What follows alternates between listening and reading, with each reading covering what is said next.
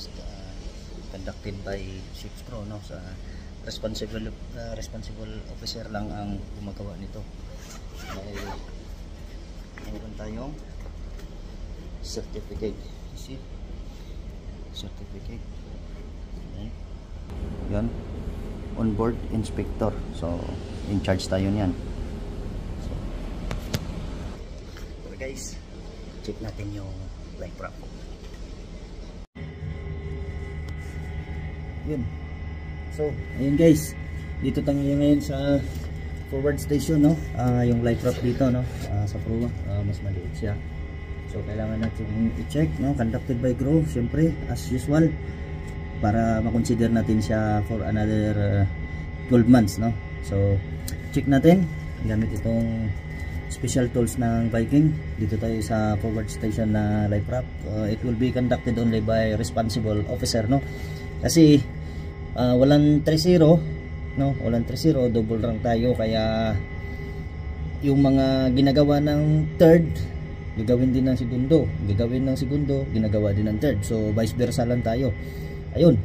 So i-check natin to pag nakadalawang green, which means CO2 concentration and humidity is okay.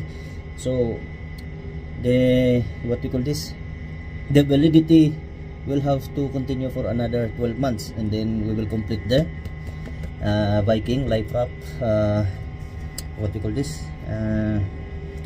record na sa onboard record natin, kasi kailangan din natin itong ipasa, ibigay kay kapitan na yung sa video natin, screenshot natin din, no?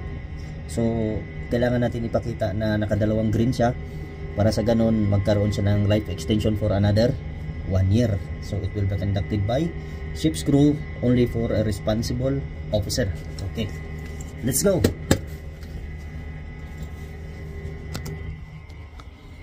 So ito na siya, no? Sa raft natin sa forward.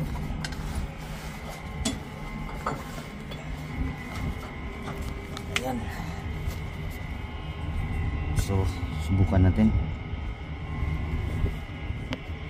Itapat natin sa doon guys, sa tawag nito, hindi nyo makita, no? Itapat natin doon, hindi natin pwedeng buksan ito kasi nakasil dyan, no? Dapat itong special tools lang ang ipapasok mo dito. So ito, mayroon